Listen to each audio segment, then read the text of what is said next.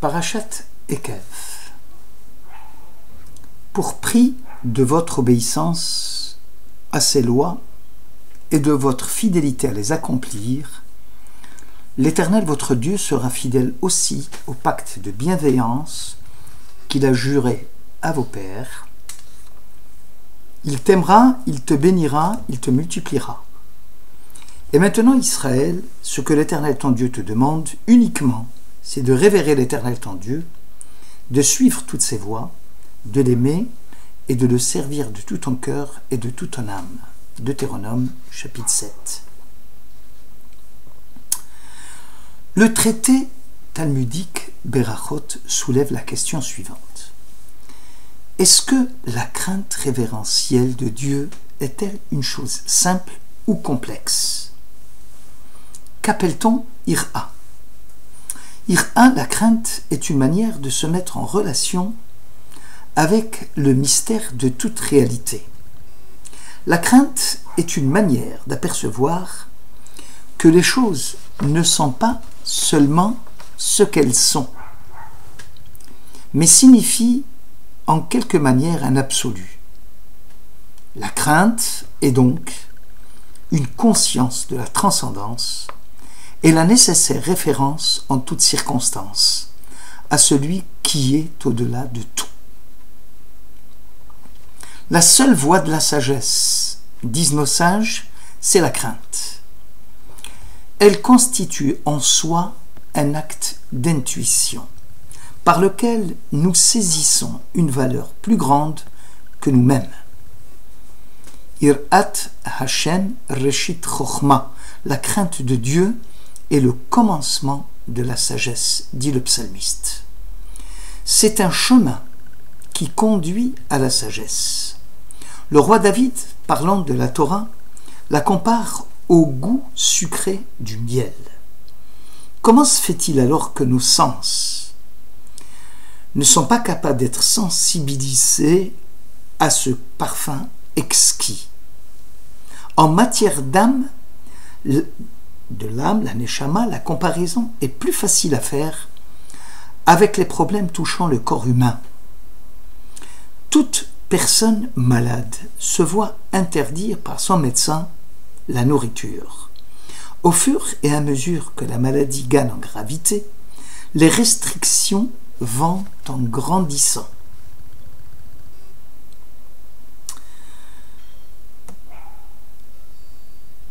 Inversement, une personne saine peut se nourrir correctement et voir sa gourmandise aller en croissant.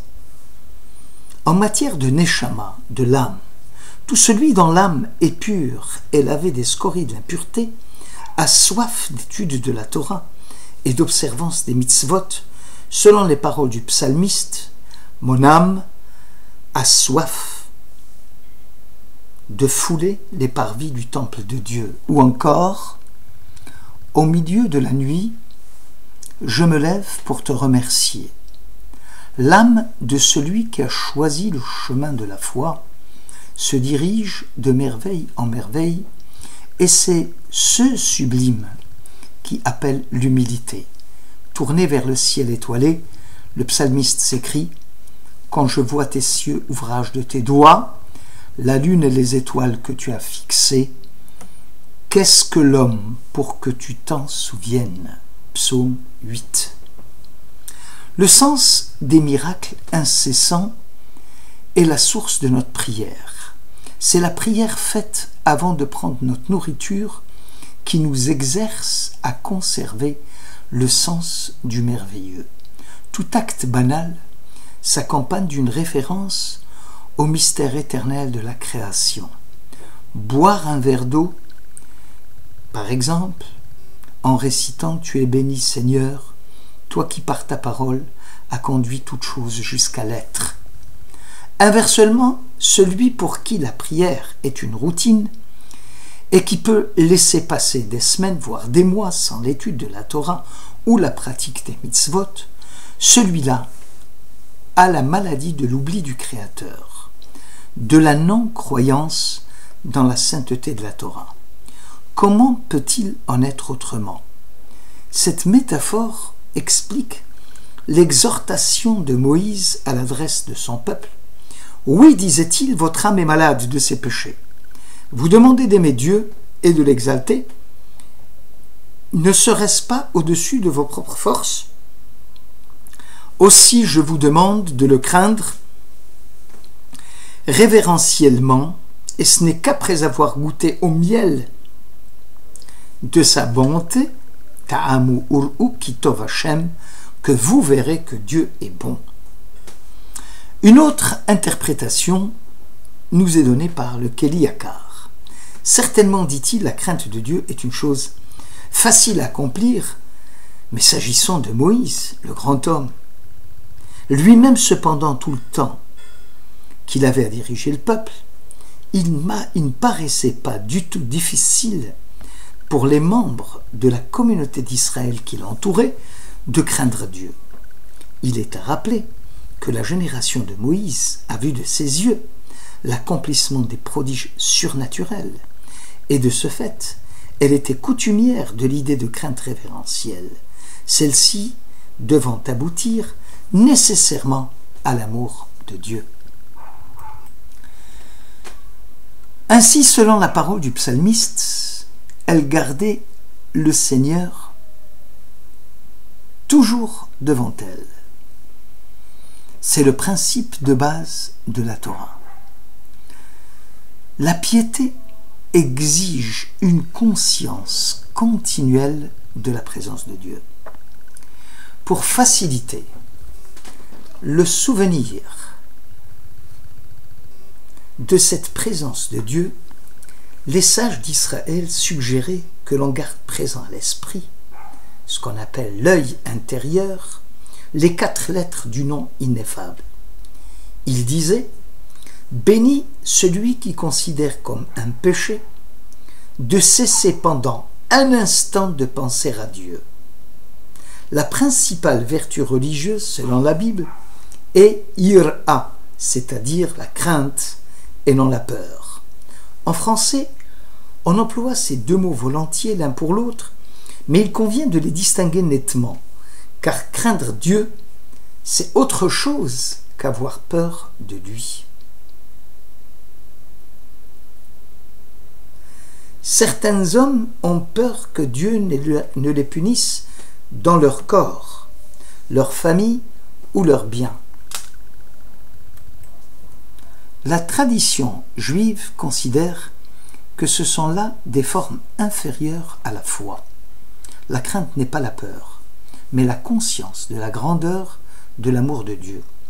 La peur est l'anticipation et l'attente du mal ou de la souffrance, par opposition à l'espoir qui est l'anticipation de la joie et du bien. La crainte, c'est l'émerveillement de l'humilité que nous inspire Dieu. La crainte de Dieu est donc compatible avec joie et amour. L'amour nous inspire la répulsion pour l'objet la peur, nous inspire la répulsion pour l'objet qu'il a suscité. Le Zohar explique que la crainte est le vestibule de la foi. Le premier principe de tout, et c'est sur la crainte que le monde est établi. Dans la Bible, l'homme religieux ne s'appelle pas le croyant, comme dans l'islam, le moumin, mais Yéré Shamayim ou Yéré Hachem, craignant Dieu. Il n'y a donc qu'une voie qui mène à la sagesse, celle de la crainte de Dieu. Que votre sens de la crainte de Dieu se dégrade, et le monde deviendra pour vous un simple champ de foire. La Sidra, dans Ekev commence, tu observeras les commandements de l'Éternel ton Dieu en marchant dans ses voies et en le révérant. Plus loin, et maintenant Israël, ce que l'Éternel ton Dieu te demande uniquement, c'est de le révérer, de suivre en toutes ses voies, de l'aimer, de le servir de tout ton cœur, de toute ton âme. Enfin, au chapitre 11, 22, on peut y lire « Oui, si vous observez bien cette loi que je vous prescris d'accomplir, aimant l'Éternel votre Dieu, marchant toujours dans ses voies, et lui demeurant fidèle, on peut donc distinguer 3 mouvements. Dans la première partie, marcher dans les voies de Dieu précède révérer Dieu. Dans la seconde partie, révérer Dieu passe avant le fait de le suivre dans ses voies. Dans la troisième partie, révérer Dieu précède marcher dans ses voies. En réalité, le service de Dieu suppose une hiérarchie. Le point culminant dans le culte divin est la dvekut, la fidélité à Dieu. Puis vient l'amour de Dieu, ahavat Hashem. Enfin, la crainte de Dieu, irat Hashem. Selon Nachmanide, la fidélité à Dieu montre qu'en toutes circonstances, en tout lieu, en tout temps, l'homme religieux reste accroché à la source divine. L'amour de Dieu, par opposition, suppose qu'il y a quelques moments d'absence dans le cœur de l'aimant, mais globalement, Dieu est présent dans le cœur du croyant. La première partie montre qu'avant de craindre Dieu, il est nécessaire de marcher dans ses voies, c'est-à-dire de lui ressembler par les actes, de modeler sa propre vie en tant qu'image de la volonté du Dieu suprême. L'homme formé à l'image de Dieu a été fait pour imiter ses voies de miséricorde. Il a reçu délégation d'agir à sa place. Nous représentons Dieu lorsque nous réconfortons la souffrance et lorsque nous servons Dieu dans la joie, l'effort vers l'intégrité, vers l'assistance du prochain, le besoin de traduire la nature en esprit, la volonté au sacrifice, l'instinct en amour.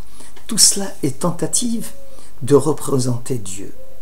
La dernière partie, enfin, nous enseigne qu'une fois la révérence de Dieu acquise, on ne peut pas s'attacher uniquement qu'à la crainte révérentielle en oubliant l'engagement par les actes. Cela serait vide de sens, car la crainte non assise sur les mitzvot vis-à-vis du prochain serait comme une coquille vide. Pour nous les Juifs, l'acte est divin. C'est le trait d'union entre Dieu et l'homme. Le caractère divin de l'acte est impliqué par l'idée d'imiter Dieu.